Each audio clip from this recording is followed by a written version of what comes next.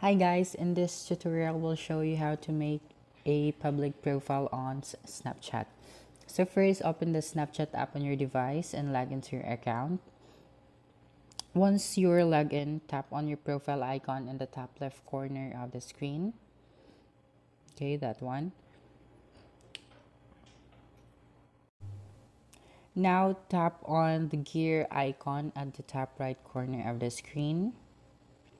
Next, scroll down to the Hokan section and tap on View My Story.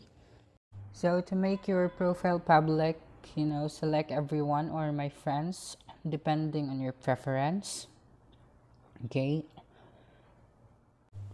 Once you've made your, profile public, customize it by tapping on the Edit Profile button. Okay. In your